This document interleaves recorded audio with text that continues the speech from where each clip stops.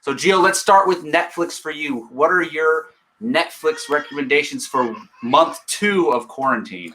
So the only thing I can recommend, I don't think we touched on it at all last time, but I mean, you guys have probably seen it by now. It's Tiger King. Have you guys seen Tiger King?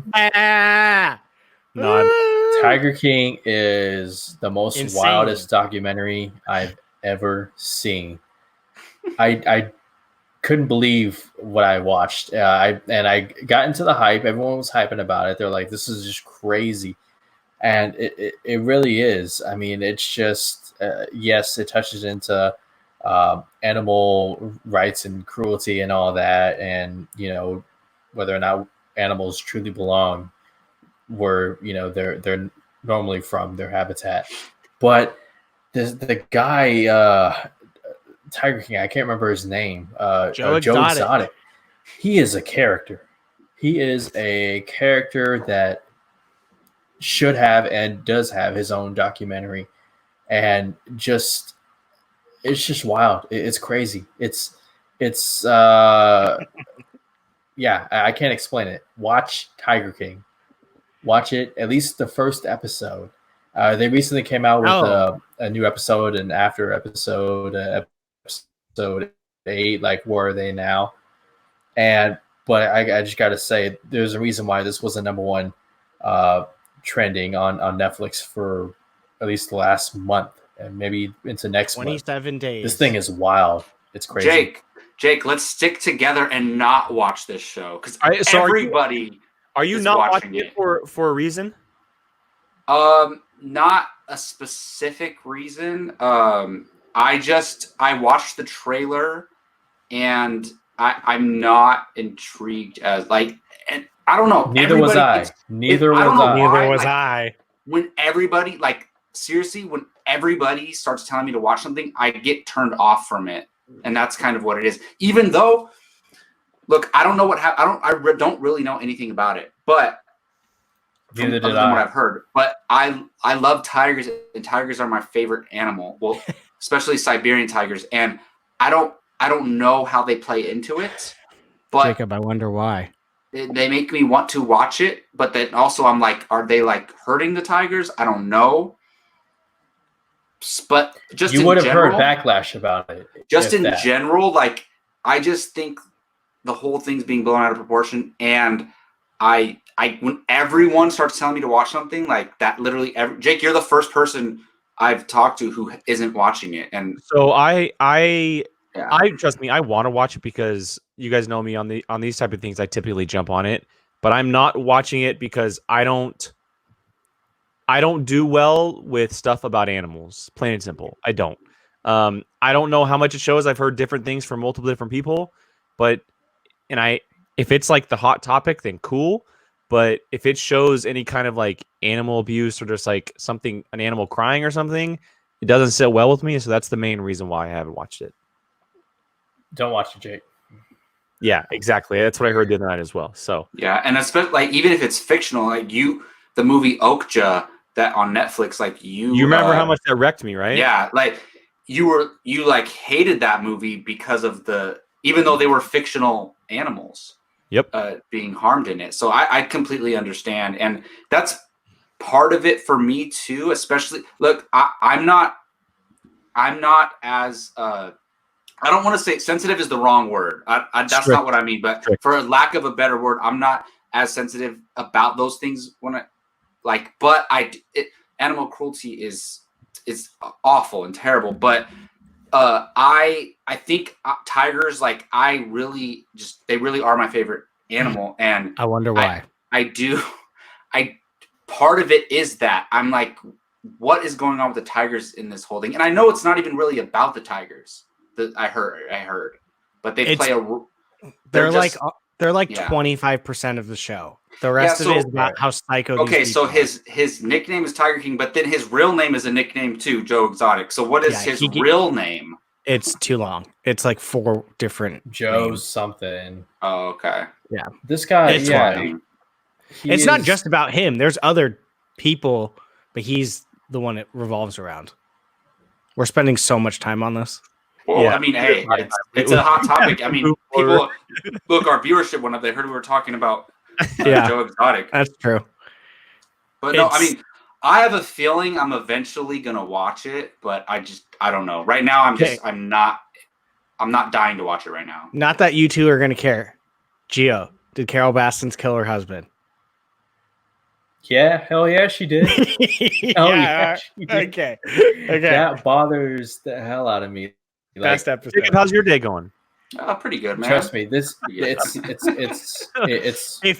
worth a watch. If you could take the animal, if we could take the animal stuff out of it, Jake would be like, "What in the all about it?" I watch everything, so you guys should be surprised that I'm not watching this.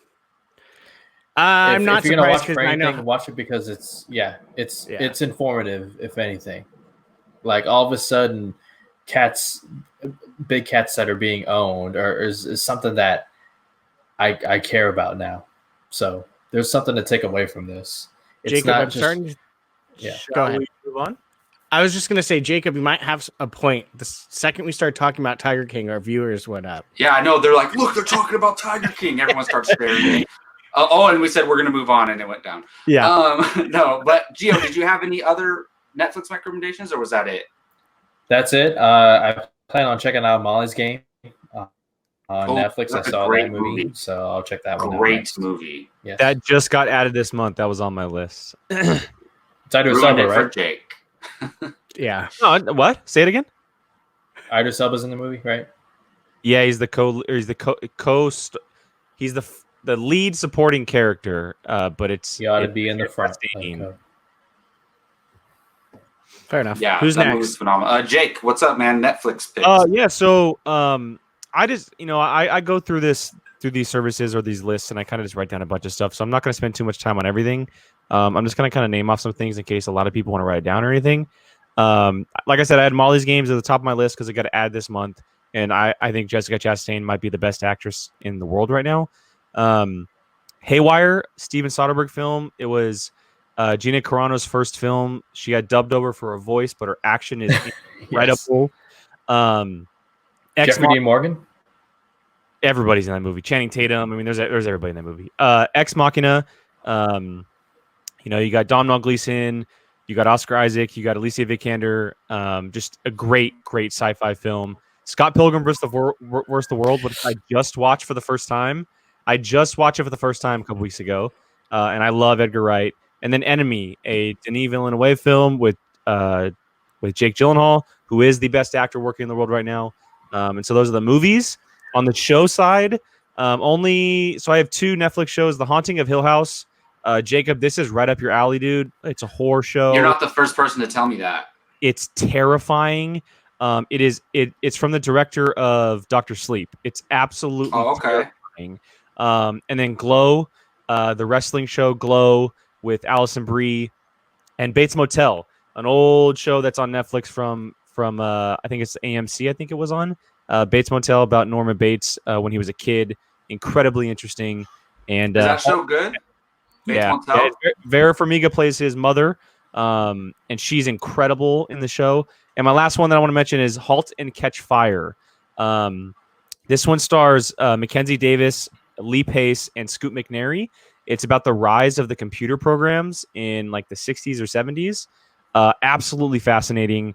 It's a show that does not get enough credit. And so if you're looking for TV shows that are very interesting about history, Halt and Catch Fire is definitely something to check out. Nice. So there's some good ones. I'm interested in Bates Motel because, I've seen Psycho before, obviously, but I was just studying it in my horror class, and there's so much about that movie that's crazy. And then I'm sure the TV show dives a lot more into the mother-son relationship. Mother-son relationship is wild. Did you watch the whole thing? Vera Farmiga. Yeah, Vera Farmiga is just incredible. She's from The Conjuring, right? The Conjuring, and she was in The Departed. There's a cool comment, guys. A Bronx Tale. I've heard great things about both of those movies. Bronx Tale is on our challenge list. It is on our challenge list. We'll have to add City of God then. Yeah, we'll add it in there. Thank you for the recommendation. Yes. We have a list that we keep of movies that can be challenged, so we'll add City of God to that list. All right, Jacob, want to go next? Rumble in the Bronx. We'll go to Brian. All right. So for me, while I was making this list, I kind of shot off literally everything I watched the last episode, but I went for like the ones. What? Why are you making a face? I'm just listening. But the ones that were left off was for me was Umbrella Academy.